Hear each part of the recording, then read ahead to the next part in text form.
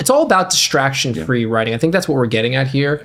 Everybody is like, I mean, if you can write with distraction, God bless you. I can't do it. Stephen obviously wants to eliminate distraction. So you got to find what works, though. You got to like try things out. I know Tarantino buys a notebook. You know, when he's going to write a movie, he goes to the store, picks out one notebook, a bunch of pens, and he writes his entire screenplay in a notebook and just throws it up in a notebook. So you got to find your process. I think there is no right way. Just you got to find what works for you. Some people write on a computer with 7 different apps up and phones ringing. That's fine.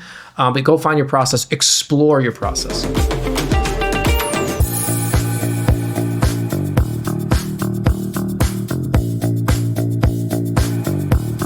Welcome to the Kinolime podcast / video show.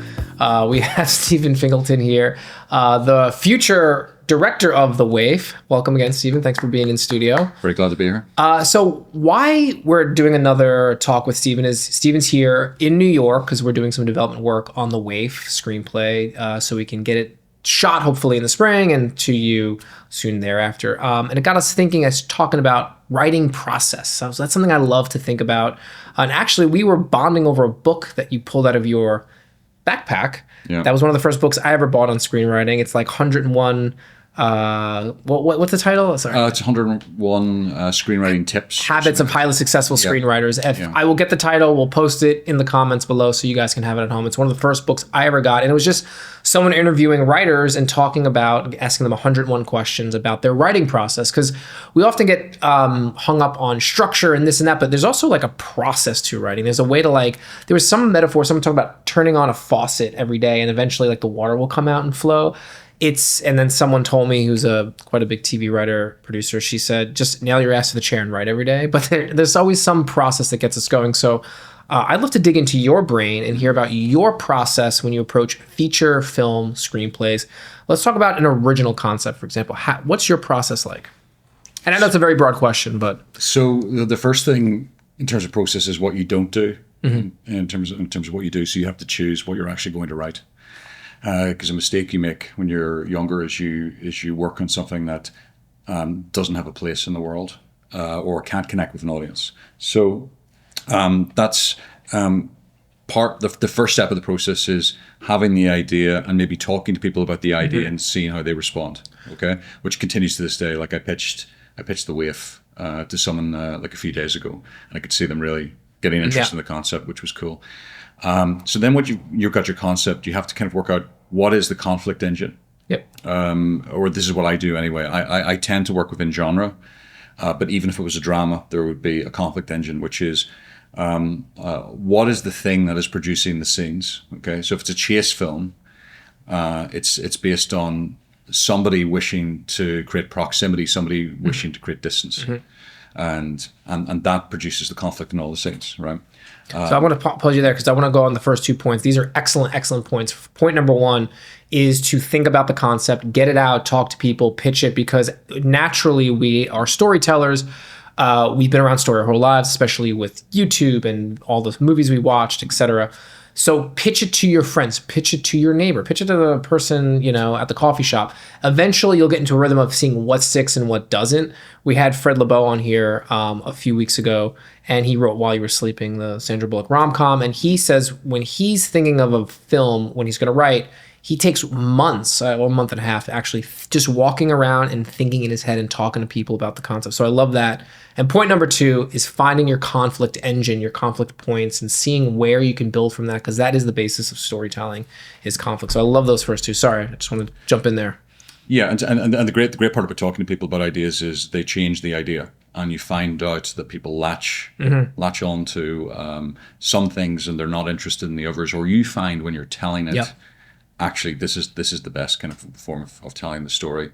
Now there are some things that you're not able to describe; you just know it will work. Yep. I've got a creature feature film that I can't pitch, but I know totally it works.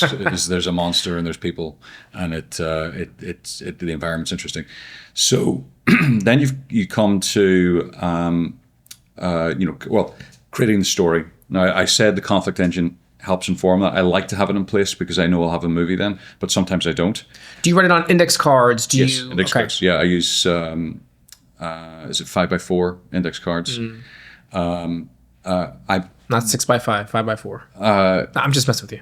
well, you can put them on your, No, I on know. your jacket and stuff Sure, like sure, this. And I typically actually, I don't mind them getting mixed up, because then when you're trying to rearrange them, you find these connections that are quite interesting between scenes. So your index cards, I mean, David Lynch used them as well, and his stuff is just very structurally unusual. What was his thing? Is 60 index cards? He has a number. If you can write 40, well, 40, there's some 40 to 45 or something. if you can write. So David Lynch would say when he was beating out a story, he would put 45, 60. Someone look it up, and we put all your scenes together, and then eventually, if you have enough of those cards, you will have a movie.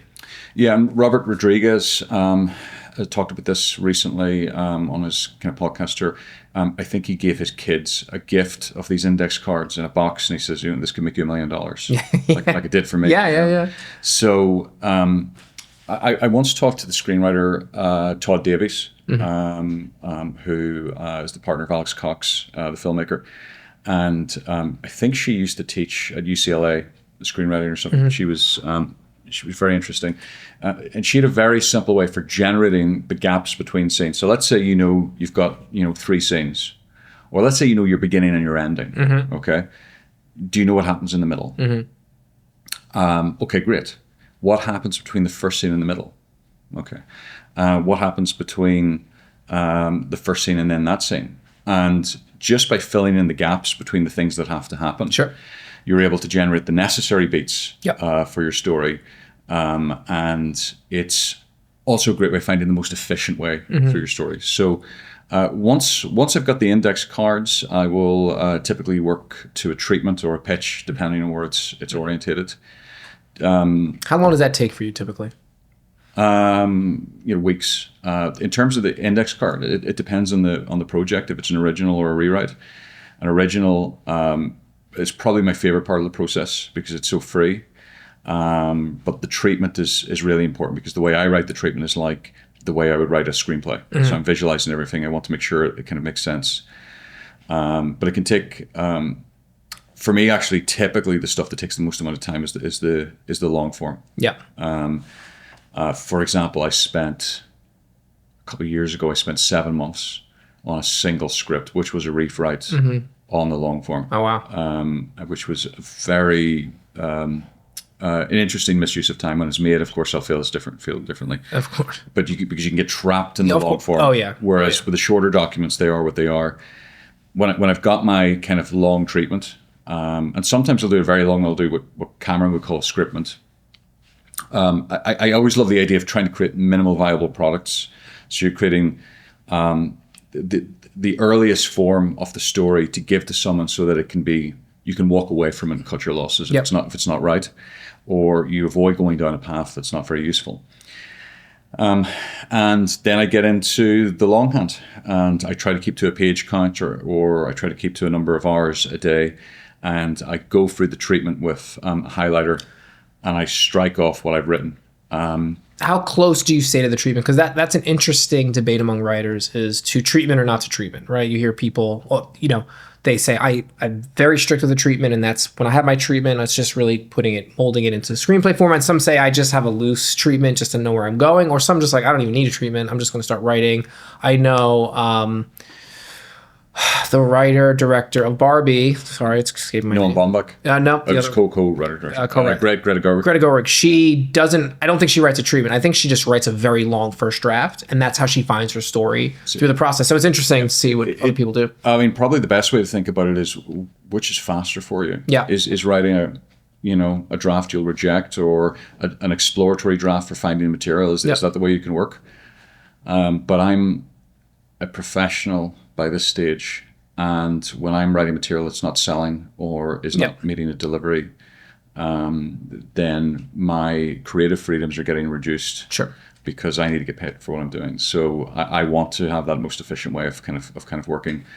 In the same way that I decided to focus on genre work, because I felt it was much easier to get it towards an audience, and it was something I personally liked.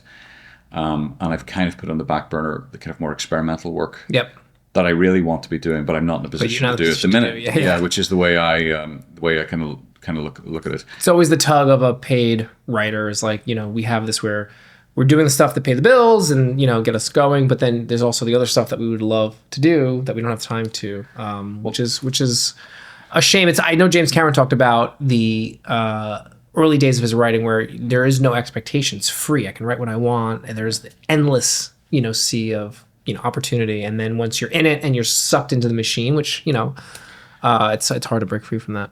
So from my perspective, the challenge is we're best to be innovative. Yep. So Zach Kreger, something that struck me about the way he made weapons was he was very concerned with making a polished kind of Hollywood horror film. Whereas I think his sketch work is more interesting in some ways in terms of what he's going. But but I'm in a similar kind of position, which is because I haven't worked at higher levels of budgets as a director. I want to demonstrate that, and then I can work in other areas. Sure. But also you can take the paychecks from bigger things, and you can actually make complete films these days for less, which is the arena. And I would rather than writing experimental screenplays, I want to make experimental films, for myself. For sure. In that regard. But for me, accomplishing a genre piece that an audience really likes, it's the craft. The problem with experimental work is there is no yardstick or marker for what you're achieving. Yep. In terms of what you're doing. So the long form is quite interesting. By this stage, I've got a set process. I haven't written by hand in a while. I used to write quite a bit by hand. I'd write dialogue down by hand. But I picked up something from John August, which is you can get kind of a similar feel to writing by hand by writing in Notepad or a very basic screenwriting or very basic text software. So you're not even formatting it. So I typically begin the longhand not even putting in the character names. Yep. Just the dialogue, the back and the forth, because the dialogue's typically the kernel of the scene. I use a program called Word Grinder, which is free. I think it's multi-platform. I'm not sure if it's on Mac, but I think it's on Linux and Windows. And it doesn't even save in text files. It saves in its own thing. But it's very, very basic. I don't think you can even use, there's limited mouse compatibility. I work in that, and then I export what I call rough pages. I reformat it so it's in Fountain. Now, is that to eliminate distraction, or is it okay? So it's concentration, because if you look at the UI of Fade In, which is the best screenwriting software, of course it's difficult. You always have to move over to Final Draft at some point for scheduling and things like this. Yeah, and it's Final Draft's. Well, I don't want to ruin the sponsorship. I won't say everything. But basically, no, fade in's where it's at. But the reason is I just want the text out. I just want a wall of text. Yeah. In fact, when the AIs are a bit smarter, I will just create a laptop that boots straight in to Word Grinder or something like this. So there's no. I just love the name Word Grinder. It does what it says in the tin. Seems like a novelist dating app. There's another good one called Q, which is quite good. Yeah. And if you've got an iPhone, by the way, there's an excellent piece of software called Pieces. It's a very minimalist, very elegant way of working. I was using that this morning on the subway. And we were bonding over the keyboard that we both have. I forget the name is slipping me. The old school word processor. It was an educational word processor, which is got like 4 and I import. Because there's literally just one little screen. Yeah. And you can't see it. There's no format, but I just blah, blah, blah, and then I upload it into the computer, and then just it's all about distraction-free writing. I think that's what we're getting at here. Everybody is like, if you can write with distraction, God bless you. I can't do it. Stephen obviously wants to eliminate distraction. So you got to find what works, though. You got to try things out. I know Tarantino buys a notebook. When he's going to write a movie, he goes to the store, picks out one notebook, a bunch of pens, and he writes his entire screenplay in a notebook and just throws it up in a notebook. So you got to find your process. I think there is no right way. Just you got to find what works for you. Some people write on a computer with 7 different apps up and phones ringing. That's fine. But go find your process. Explore your process. Yes, and if you're not finding out what works and doesn't work, you're not writing. I met a young screenwriter a couple of nights ago who told me they'd been working on a screenplay for 10 years. And my hope is that this is one of the great scripts because it needs to be if you're spending that amount of time. And my argument was you need to be failing quicker and you need to be writing quicker. And if you're not doing the full process, you're gripped by what Stephen Pressfield will call the Eastern winds. Okay, the Eastern winds are, he talks about the scene in the Odysseus where the ship is almost within sight of Ithaca, or it's within sight of Ithaca. They can see the fires burning on the shore from the sacrifices to the gods. Sure. So Odysseus is like, yes, we've made it. I'm going to take a nap. So he rests, and while he's sleeping, the crew unwrap one of the gifts he'd been given along their way, which were the so-called Eastern winds, and it blows the ship all the way across the world again, and they have to begin over. Oh, wow. And Pressfield uses this as a metaphor for never completing something, or when you're right at the end, and you think you've won the task. That resistance will find a way of sabotaging. Sure. So among the most dangerous elements is when you're close to finishing. You know, that voice gets in there. Oh, you're good. You're done. Just you chill. And there's the terror of showing something. Big time. Oh, that was one of my first early fears of writing. Is you're exposed. You know, you show your originality, your vulnerability to someone, and they could be like, "This is garbage." And then what do you do as a writer? Like, how do you recover from that? You know. Well, first of all, you shouldn't listen to one person.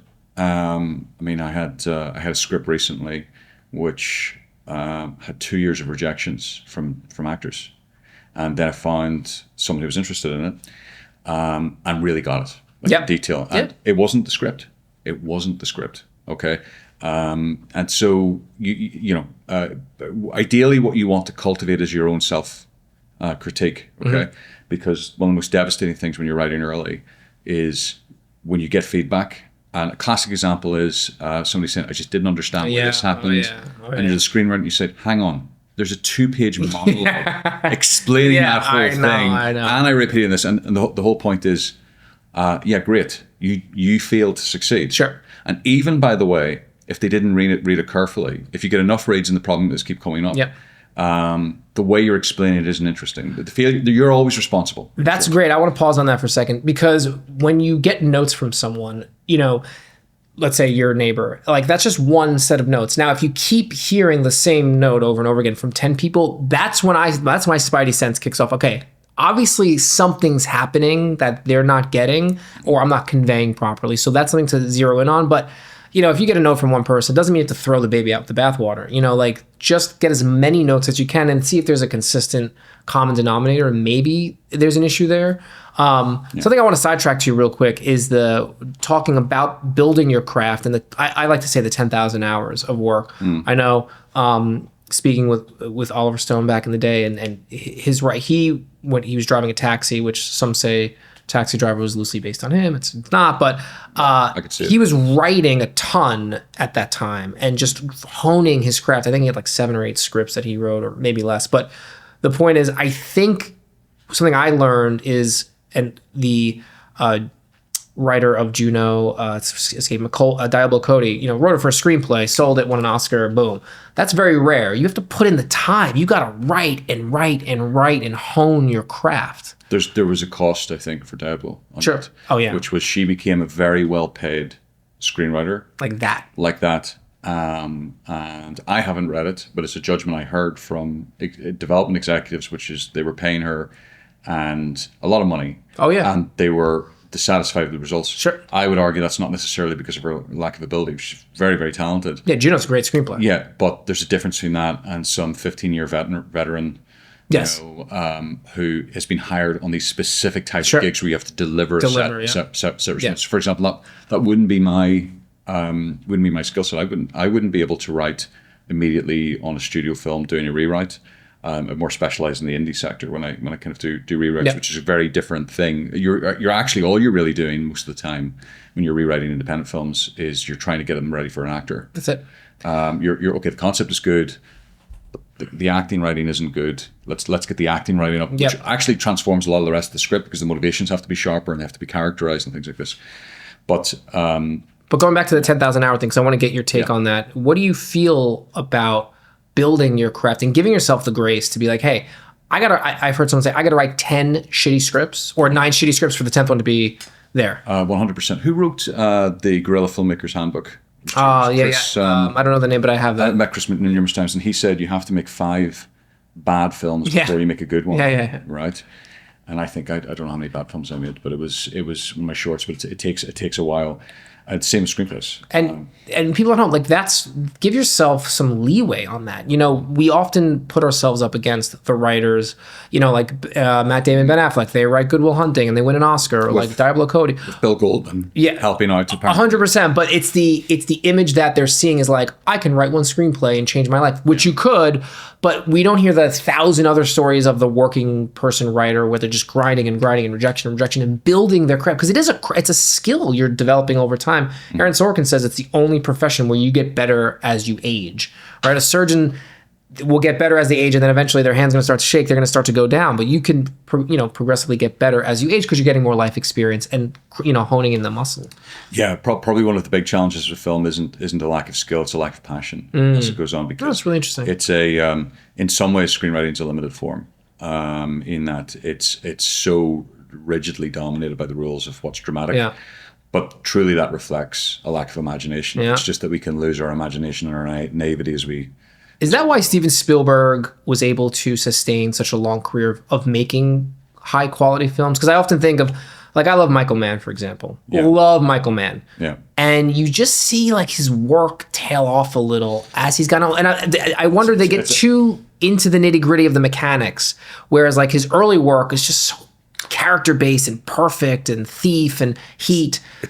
Michael Mann's a very complicated case. I actually have a monologue about Michael Mann in the Ben Conway film. It was written by Ben Conway, Night Ride. They talk about it. So I have a bit of insight into Michael Mann because I know his editor, and what I would say is his passion is still unbelievable. But did it shift from story? Where does the passion go? Because I think it's when he stopped shooting on film. I don't know why that is, but his work on film is amazing. And when he switched to digital, and the funny thing is, his work in digital is ugly, but still revolutionary. Hey, Miami Vice is that's an underrated potential masterpiece. Well, I will go toe to toe on that film. This is a recreation of the dialogue about Miami Vice in my film, but it's a complicated one. I like this Ferrari film, for example, and there's a behind the scenes I'd like to buy where he's gone into extreme detail about his working method. But with Spielberg and Tarantino, and you'll find this with, say, Edgar Wright as well to some extent, they have a huge, unabashed, lifelong love of film. Whereas to give a contrary point, if you take somebody like who wrote The Player, was it Michael Toback or no, The Player was Tim. It was a Robert Altman film. Robert Altman. Yeah, it was based on a novel. No, but Robert didn't write it. Oh, he didn't write it. Okay. But what I mean is, corrected. There is, and this is actually a common trope among screenwriters who write novels. Yep. Is the jaded screenwriter. Yep. Okay. So they've got all the wealth, they've got all the success, the glamour, yet they're not artists, and this is the cross they have to bear. There's a lack of enthusiasm that breeds a self-creating cynicism, whereas these other people, like Tarantino, for example, by this stage, I don't know if he'll direct again. But he's writing. He still likes writing. It's just he's bored by the concept of directing something he's done. Of course. Yeah. But it's interesting because, if you're Steven Spielberg or Tarantino, it's easy to, I think, well, maybe not, I shouldn't say that, but to flame the passion flame, to fan the flames of passion is easier when you're, now imagine struggling as a writer or for so many, it's hard to keep that passion up. Peter Jackson's probably a great example because he's got an amazing kind of start to his career, and he's truly a passionate sort of film nerd, but he was kind of killed by The Hobbit. It took something out of him. Where he was redoing something from the past. There was a lack of kind of imagination. So, it is a big struggle.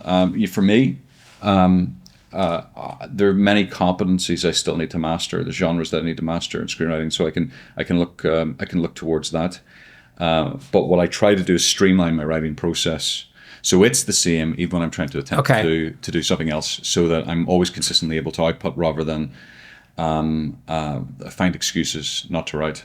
So let's go back to that. So you long form your... And just a few more things I use to long form. Yeah. I've got a kitchen safe, which is a device for basically cookies and phones. This is very cool. He showed me this, by the way. So you put your phone in the kitchen safe and you put a timer on it, and it will.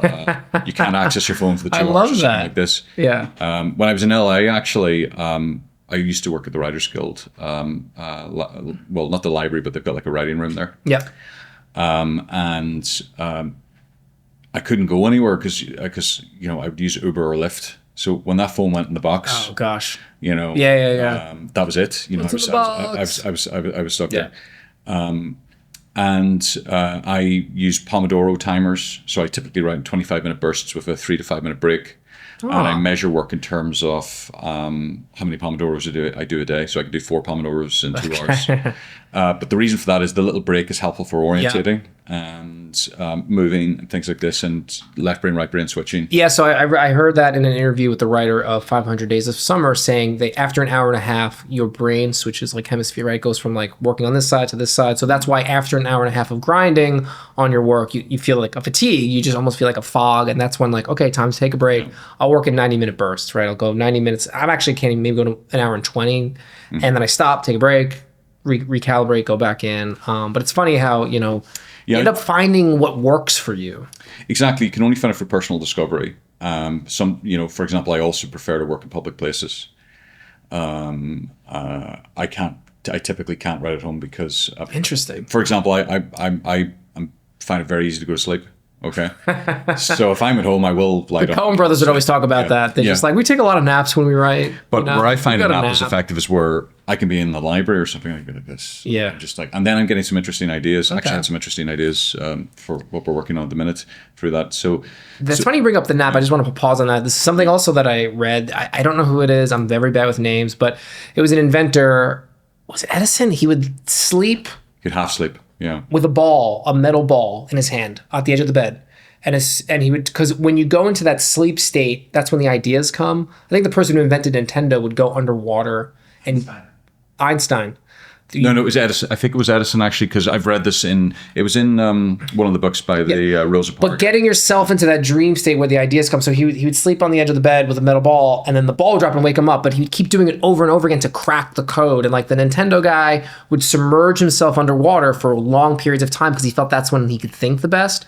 So again, it's personal discovery. Obviously, don't harm yourself, but finding out that process. I guess the whole theme of what we're talking about is you got to go and discover your process.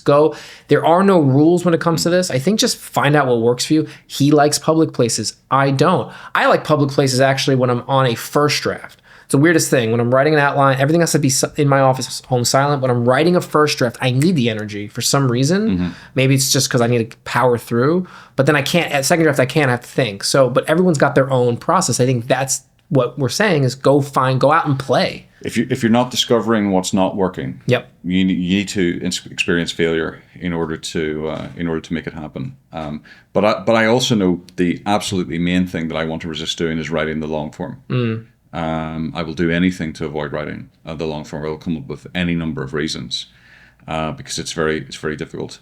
Which if we could be a little scandalous in going into it is why I think AI can be really useful at that. Saying AI is useful for research is nothing interesting. Yeah. But I think AI can be a very effective co-writer for helping break that hump. If there's some, to give you like a rough draft. Get you off that blank page. And so it's worth looking at. The thing I've just been working on, development-wise with you guys, like zero AI. But it's actually probably the first time in a while when I haven't used it in some capacity in terms of prose. It was a very interesting experience. Yeah. But I'll give you a basic one, which is if you look at the great prose stylists in terms of action, like say Kurt Wimmer or Helen Geiler or Cameron. Actually, Cameron's great. He's the best. Yeah, he's so good. That's very difficult to recreate on the page. Yeah, right? It is, yeah. It's not so difficult with a very well prompted LLM. Okay. Yeah. Which allows your script to have a real kind of polish and verve. And I had an experience recently of somebody sending me a script who was an amateur, and basically you can tell from the approach usually what it'll be like, and it read really well. Oh wow. It read really well. Okay. But there was issues with it. With it, and I realized that they must have written it with an AI. But on the surface, it was very impressive. Sure. It felt like it came from a rep. You know? So that's a little aside. But do you have any treats or anything that get you going when you face the long form? What do you do to get yourself going? Besides me calling you up constantly and Well, we can go. no, but is there something that gets you moving? Like I give deadlines? myself an espresso. Like I know I'm going to have an espresso in an hour and a half. Like that gives me my little. That's a good question. I mean, I'm trying to stop drinking coffee over the long term, but when I'm on a deadline, it works. I've also used modafinil, which is kind of a concentration drug, which which I've used in the past. Haven't used it in a long time, but it's very good for doing your taxes.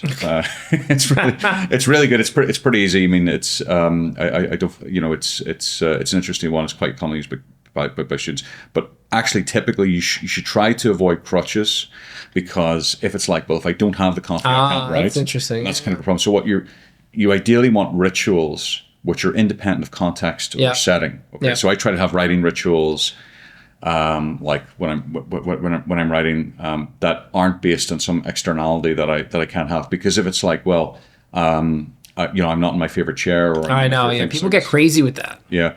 But all you're doing is you're programming yourself to get into that state of writing. Yeah, the flow. And trying to find ways that are administered. But typically it will be a coffee, but it'll be first thing if I'm doing morning writing. If it's afternoon, it's different. And also the other thing I would say about writing in the afternoons, that's when I get pretty sleepy. So it'll be a longer stretch of writing. I'll probably miss half a Pomodoro because I'll be snoozing like this, and then I'll get into it. And then the other thing I would say is tiredness can work in your favor. Sure, yeah. When you get into the automatic writing. That flow state, just where it just goes out of you. That's where I say the turning of the faucet, eventually the water comes out and it just kind of flows. Yeah, you need to show up. I think... ass in the chair, folks, ass in the chair. It was who was it? Esterhatz. I think he says in one of his books, I think he made up the word, but it sits in flesh, which is our strength. This is what you need, which is the ability to sit. Yeah. Although, by the way, you don't need to sit. You can work with a standing desk and stuff like this. I love working with a standing desk. Yeah. And I like to switch because it's a different flow. Yeah. But you need to explore by empiricism what you're doing. You need to give yourself an allowance for doing stuff that's not very good. You need to attune to people's criticism and be able to use it in a productive way. And by the way, sometimes 9 out of 10 people can be wrong. Yeah. As long as you're confident you know why. That's right. And then when you translate it, it'll be fine. One tiny example was when Guy Ritchie was making Lock, Stock and Two Smoking Barrels. Which is one of my favorite movies. Great film. Everyone, like Vinnie Jones was telling him on set, the title's too long, Guy. You've got to get rid of it. You've got to get rid of it. But of course... He stuck to his guns. But Guy knew that they would just shorten it. They call it like Lock, Stock... Yeah. It's so great. It's so brilliant. It's such a great title. Such a great title. Yeah. Talk about like coming out of the gate with a great, first film, or, I know it's not his first film, but it's like the real first polished film. That's amazing. I've actually met Guy. Oh, no way. He watched a short film many years ago, and I was at an awards with him, which he got an award. And it's very interesting character. And I've worked with loads of actors that Guy Ritchie's worked with. He's one of my favorite directors. And he's got a super unusual style because he is the guy who sets the tone for the film, but he's not necessarily the guy telling everyone exactly what to do, and yet his works, he feels so authored. Yeah, which is really interesting. Yeah, in the last 5 years, there's some Guy Ritchie movies that have really risen, and then there's some like I couldn't believe that was him. Yeah, it's like the military films. It's quite strange. Oh yeah, the Jake Gyllenhaal one. Which is good. I love that. Yeah, I loved it. I thought that was such an interesting departure. Was it The Interpreter?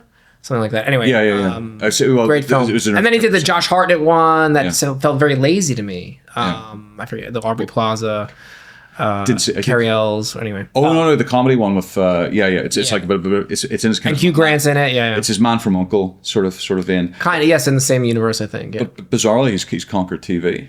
In really interesting ways, actually. But talk about passionate filmmaker. He still, to me, I think, has the passion behind it. I think that's what breeds. So, look, we could go on for hours about this. Stephen here is a wealth of knowledge when it comes to the writing process. And so I guess at the end of the day, guys, everyone out there, just write. Find your process. Like, go in a park. I think we read it in that same book. Someone writes in a car. They need the claustrophobic.